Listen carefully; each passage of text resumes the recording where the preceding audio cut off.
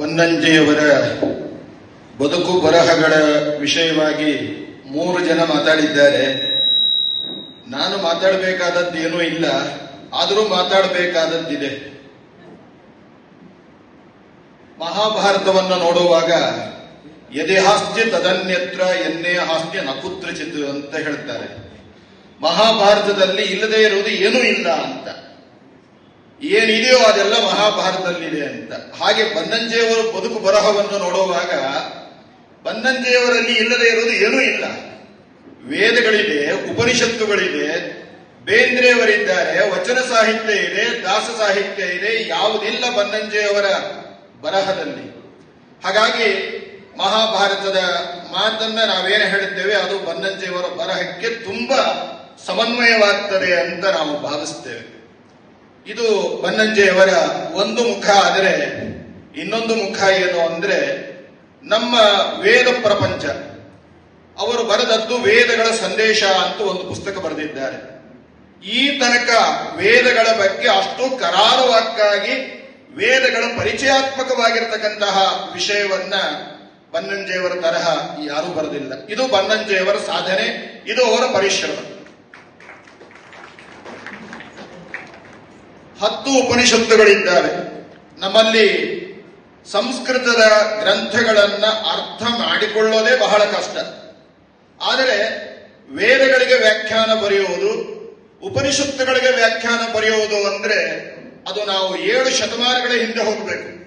ಅಷ್ಟು ಕಠಿಣವಾದದ್ದು ವೇದಗಳಿಗೆ ಹಾಗೂ ಉಪನಿಷತ್ತುಗಳಿಗೆ ಅರ್ಥ ಮಾಡಿಕೊಳ್ಳುವುದು. ಆದರೆ ಬನ್ನಂಜೆಯವರು 10 ಉಪನಿಷತ್ತುಗಳಿಗೆ ಉಪನಿಷತ್ ಚಂದ್ರಿಕಾ ಅನ್ನುವಂತಹ ಸಂಸ್ಕೃತದ ವ್ಯಾಖ್ಯಾನವನ್ನು ಬರೆದ ಏಕಮೇವ ವಿದ್ವಾಂಸರು ನಮ್ಮ ನಾಡಿನ ಬನ್ನಂಜೆ ಗೋವಿಂದಾಚಾರ್ಯರು.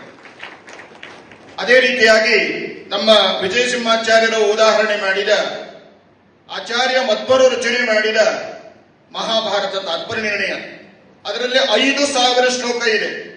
ಖಂಡಿತವಾಗಿ ಹೇಳುತ್ತೇನೆ, ಅದನ್ನು ಅರ್ಥ ಮಾಡಿಕೊಳ್ಳೋದು ಬಹಳ ಕಷ್ಟ.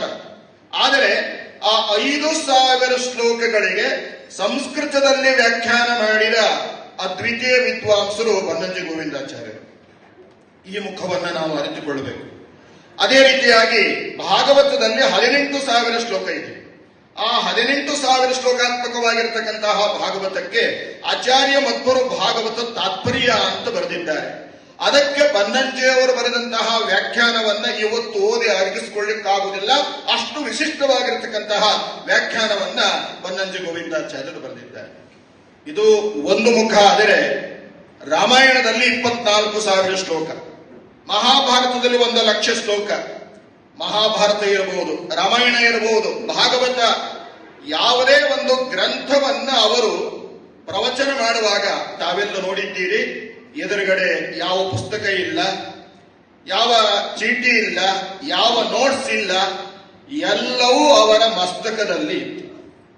ಬನ್ನಂಜೆಯವರನ್ನ ಓವರಾಲ್ ಆಗಿ ನಾವು ವಿಚಾರ ಮಾಡೋದಾದರೆ ಅವರು ಮಡಿವಂತಿಕೆಯಿಂದ ಹೊರಗೆ ಬಂದರು, ಮಠೀಯ ಭ್ರಾಂತಿಯಿಂದ ಹೊರಗೆ ಬಂದರು, ಮಡಿವಂತಿಕೆಯಿಂದ ದೂರ ಬಂದು ಮತಿವಂತಿಕೆಯನ್ನು ತೋರಿಸಿದರು. ತಮ್ಮ ಬರಹಗಳಲ್ಲಿ ವೇದವನ್ನು ತೋರಿಸಿದ್ರು, ಉಪನಿಷತ್ತನ್ನು ತೋರಿಸಿದ್ರು, ರಾಮಾಯಣ ಮಹಾಭಾರತಗಳಿಗೆ ಹೇಗೆ ಅರ್ಥವನ್ನ ಮಾಡಬೇಕು ಎಂದು ತೋರಿಸಿದ್ರು, ಉಪನಿಷತ್ತುಗಳಿಗೆ ಶ್ರೀಸೂಕ್ತಗಳಿಗೆ ಹೇಗೆ ಅರ್ಥವನ್ನ ಮಾಡಬೇಕು ಎಂದು ತೋರಿಸಿದ್ರು. ಆಗ್ತಾನೆ ಚಕ್ರವರ್ತಿಯವರು, ರೋಹಿತ್ ಚಕ್ರತೀರ್ಥ ಅವರು ಹೇಳ್ತಾರೆ, ಜಾತವೇದ ಅನ್ನುವಂತಹ ಶ್ರೀ ಸೂಕ್ತದ ಮಾತಿಗೆ ಬನ್ನಂಜೆಯವರು ನಾರಾಯಣ ಅಂತ ಹೇಳ್ತಾರೆ ಅಂತ. ಯಾಕೆ ಅಂತ ಕೇಳಿದ್ರೆ ಜಾತವೇದ ಅನ್ನೋ ಶಬ್ದವೇ ಆ ಅರ್ಥವನ್ನ ಹೇಳುತ್ತೆ. ಯಾಕೆ ಅಂದ್ರೆ ಜಾತ ಅಂದ್ರೆ ಇಡೀ ಸೃಷ್ಟವಾದ ಎಲ್ಲ ಪ್ರಪಂಚವನ್ನ ವೇದ ತಿಳಿದವ ಅವನೊಬ್ಬನೇ, ಇಡೀ ಪ್ರಪಂಚವನ್ನ ತಿಳಿದ ಒಬ್ಬನೇ ಅವನು. ಹಾಗಾಗಿ ಅವನಿಗೆ ಜಾತವೇದ ಅಂತ ವೇದಗಳು ಹಾಗೂ ಉಪನಿಷತ್ತುಗಳು ಶ್ರೀ ಸೂಕ್ತಗಳು ಬಣ್ಣನೆ ಮಾಡ್ತವೆ ಅನ್ನೋದನ್ನ ಬನ್ನಂಜೆಯವರು ಬಹಳ ಪ್ರಮಾಣಬದ್ಧವಾಗಿ ಉದಾಹರಣೆಯನ್ನು ಮಾಡಿದ್ದಾರೆ. ಇದು ಒಂದು ಮುಖ. ಆದರೆ ಇನ್ನೊಂದು ಮುಖ, ಇವತ್ತು ನಮ್ಮ ನಾಡಿನಲ್ಲಿ ಭಾರಿ ಭಾರಿ ವಿಖ್ಯಾತರಾಗಿರ್ತಕ್ಕಂತಹ ವಿದ್ವಾಂಸರು ಅಂತ ಏನಿದ್ದಾರೆ, ಇದನ್ನು ನಾನು ಸತ್ಯವಾಗಿ ಹೇಳ್ತೇನೆ, ಯಾವ ಗೋವಿಂದಾಚಾರ್ಯರನ್ನ ಮಠೀಯ ಮತೀಯ ಮಡಿವಂತಿಕೆಯ ಪ್ರಜ್ಞೆಯಿಂದ ಯಾರು ದೂರ ಇಟ್ಟರೋ ಅದೇ ವಿದ್ವಾಂಸರು ರಹಸ್ಯವಾಗಿ ಮನೆಯಲ್ಲಿ ಬನ್ನಂಜೆಯವರ ಪುಸ್ತಕಗಳನ್ನ ಬನ್ನಂಜೆಯವರ ಕ್ಯಾಸೆಟ್ಗಳನ್ನು ಓದಿ ತಾವು ಬಂದು ಹೊರಗಡೆ ಪ್ರವಚನವನ್ನ ಮಾಡ್ತಾರೆ. ಇವತ್ತಿಗೂ ಕೂಡ ಈ ಸತ್ಯವನ್ನ ಯಾರೂ ಅಲ್ಲಗಳೆಯಲಿಕ್ಕೆ ಸಾಧ್ಯ ಇಲ್ಲ. ಇದು ಬನ್ನಂಜೆಯವರ ಪಾಂಡಿತ್ಯಕ್ಕೆ ಸಾಬೀತಾಗಿರ್ತಕ್ಕಂತಹ ಅವರ ಗ್ರಂಥಗಳು. ಕಾಳಿದಾಸ ಹೇಳ್ತಾನೆ, ಜಯಂತಿತೆ ಸುಕೃತಿನಃ ರಸಸಿದ್ಧಾಃ ಕವೀಶ್ವರಾಃ ನಾಸ್ತಿ ತೇಷಾಂ ಯಶಕ್ಕಾಯೇ ಜರಾ ಮರಣಜಂ ಭಯಂ ಅಂತ. ನೋಡಿ, ಬನ್ನಂಜೆಯವರು ಹೊತ್ತು ನಮ್ಮ ಕಣ್ಣ ಎದುರುಗಡೆ ಇಲ್ಲದೆ ಹೋಗ್ಬೋದು, ಆದರೆ ಬನ್ನಂಜೆಯವರ ಭವ್ಯ ಸ್ವರೂಪ, ಅವರು ರಚನೆ ಮಾಡಿರ್ತಕ್ಕಂತಹ ಗ್ರಂಥಗಳು ಇವತ್ತು ನಮ್ಮ ಮುಂದೆ ಇದೆ. ಅದನ್ನ ಪ್ರಾಮಾಣಿಕವಾಗಿ ದೇಶ ವಿದೇಶಗಳಲ್ಲಿ ತೋರಿಸುವ, ತೆರೆದಿಡುವ ಪ್ರಯತ್ನವನ್ನ ಅವರ ಸಾರ್ಥಕ ಮಗಳು ವೀಣಾ ಬನ್ನಂಜೆಯವರು ಮಾಡ್ತಾ ಇದ್ದಾರೆ. ಜೋರಾಗಿ ಚಪ್ಪಾಳೆ ತಟ್ಟಿ ಅವರು ಮಾಡುವಂತಹ ಕಾರ್ಯಕ್ರಮ ಇದು ಯಾವ ಮಗಳೂ ಮಾಡೋದಕ್ಕೆ ಸಾಧ್ಯವಿಲ್ಲ. ಅಂತಹ ದೊಡ್ಡ ಕೊಡುಗೆಯನ್ನ ಚಕ್ರತೀರ್ಥ ಅವರು ಹೇಳಿದ ಹಾಗೆ ಮತ್ತೊಮ್ಮೆ ಬನ್ನಂಜೆಯವರನ್ನ ಜೀವಂತವಾಗಿರಿಸುವಂತಹ ಒಂದು ಕಾರ್ಯವನ್ನ ಅವರು ಮಾಡ್ತಾ ಇದ್ದಾರೆ. ಭಗವಂತನ ಭಗವದ್ಗೀತೆ, ಆ ಭಗವದ್ಗೀತೆ ಎಷ್ಟು ಕಡೆಗಳಲ್ಲಿ ಎಷ್ಟು ರೀತಿಯಿಂದ ಎಷ್ಟು ಜನ ಅನುವಾದ ಮಾಡಿದ್ದಾರೆ. ಆದರೆ ಪುತ್ತಿಗೆ ಮಹಾಸ್ವಾಮಿಗಳ 2ನೇ ಪರ್ಯಾಯದಲ್ಲಿ ಬನ್ನಂಜೆ ಗೋವಿಂದಾಚಾರ್ಯರು ಭಗವದ್ಗೀತೆಯನ್ನು ಅನುವಾದ ಮಾಡಿದರು. ಅದಕ್ಕೆ ಅವರು ಕೊಟ್ಟ ಹೆಸರೇನು ಗೊತ್ತಾ? ಈ ತನಕ ಯಾರೂ ಆ ಹೆಸರನ್ನು ಕೊಟ್ಟಿಲ್ಲ. ಅವರು ಆ ಗ್ರಂಥಕ್ಕೆ ಕೊಟ್ಟ ಹೆಸರು ಭಗವಂತನ ನಲ್ನುಡಿ ಅಂತ. ಅದು ಜಗತ್ತಿನಲ್ಲಿ ಇಷ್ಟು ಪ್ರಸಿದ್ಧವಾಯಿತು ಅಂದ್ರೆ ಪ್ರಾಯ ನಮ್ಮ ಮಾಧ್ವ ಪರಂಪರೆಯಲ್ಲಿ ಬನ್ನಂಜೆ ಗೋವಿಂದಾಚಾರ್ಯರು ಬರೆದಂತಹ ಭಗವದ್ಗೀತೆ ಅನುವಾದ ಪುಸ್ತಕವನ್ನು ಬಿಟ್ಟರೆ ಅಷ್ಟು ಪುಸ್ತಕಗಳು ಇನ್ನೆಲ್ಲೂ ಕೂಡ ಆಗಿಲ್ಲ. ಇದು ಒಂದು ದಾಖಲೆ. ಆದರೆ ಇನ್ನೊಂದು ದಾಖಲೆ, ಅವರು ಮಠೀಯ ಪ್ರಜ್ಞೆಯಿಂದ ಮತೀಯ ಪ್ರಜ್ಞೆಯಿಂದ ದೂರ ಬಂದವರು. ಅವರು ಭಗವದ್ಗೀತೆಯನ್ನ 6 ಸಂಪುಟ 6 ಅಧ್ಯಾಯ ಅಂದ್ರೆ ಅದನ್ನ ಅನುವಾದ ಮಾಡಿದ್ದಾರೆ. 6 ಅಧ್ಯಾಯಗಳು ಅಂತ ಹೇಳಿದ್ರೆ ಸುಮಾರು 6,000 ಪುಟಗಳು ಅಷ್ಟು ಮಾಡಿದ್ದಾರೆ. ಅಲ್ಲಿ ಅವರು ಮಾಡಿದ ಪ್ರಾಮಾಣಿಕವಾದ ಒಂದು ವಿಮರ್ಶೆ ಅಂದ್ರೆ ಭಗವದ್ಗೀತೆಗೆ ಆಚಾರ್ಯ ಶಂಕರರನ್ನು ತೆರೆದು ತೋರಿಸಿದ್ದಾರೆ. ಶಂಕರಾಚಾರ್ಯರ ಅದ್ಭುತವಾಗಿರ್ತಕ್ಕಂತಹ ವಿಚಾರಧಾರೆ ಏನಿದೆ, ರಾಮಾನುಜಾಚಾರ್ಯರ ವಿಚಾರಧಾರೆ ಏನಿದೆ, ಆಚಾರ್ಯ ಮಧ್ವರ ವಿಚಾರಧಾರೆ ಏನಿದೆ, ನರಹರಿ ತೀರ್ಥರು ಮಧುಸೂದನ ಸರಸ್ವತಿಗಳು ಮೊದಲಾದ ಅನೇಕ ಜ್ಞಾನಿಗಳ ವಿಚಾರಧಾರೆ ಏನಿದೆ ಅನ್ನೋದನ್ನ ಈ 6 ಸಂಪುಟಗಳಲ್ಲಿ ತೋರಿಸಿದ್ದಾರೆ.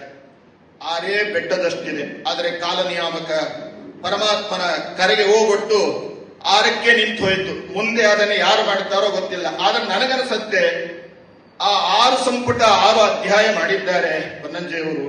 ಮುಂದೆ ಆ ತರಹ ಮುಂದಿನ ಸಂಪುಟಗಳನ್ನ ಪ್ರಾಯ ಯಾರಿಗೂ ಮಾಡ್ಲಿಕ್ಕಿಲ್ಲ. ಯಾಕೆ ಅಂದ್ರೆ ಅದು ಹೇಗಿದೆ ಅಂದ್ರೆ ನಮ್ಮಲ್ಲಿ ಒಂದು ಮಾತಿದೆ, ಏನು ಅಂದ್ರೆ ಸಾಗರ ಹೇಗಿದೆ, ಸಾಗರ ಸಾಗರೋಪಮ. ಸಮುದ್ರ ಹೇಗಿದೆ ಅಂದ್ರೆ ಇನ್ನೊಂದು ಸಮುದ್ರದಂತೆ ಇದೆ. ಗಗನಂ ಗಗನಾಕಾರಂ, ಆಕಾಶ ಹೇಗಿದೆ ಇನ್ನೊಂದು ಉದಾಹರಣೆ ಕೊಡ್ಲಿಕ್ಕೆ ಸಾಧ್ಯ ಇಲ್ಲ. ಹಾಗೆ ಬನ್ನಂಜೆಯವರು ಹೇಗಿದ್ದಾರೆ ಅಂದ್ರೆ ಬನ್ನಂಜೆ ಹೇಗಿದ್ದಾರೋ ಹಾಗೆ ಇದ್ದಾರೆ. ಇನ್ನೊಂದು ಉದಾಹರಣೆಯನ್ನು ಬನ್ನಂಜೆಯವರ ವಿಷಯದಲ್ಲಿ ಕೊಡೋದಕ್ಕೆ ಸಾಧ್ಯವಿಲ್ಲ.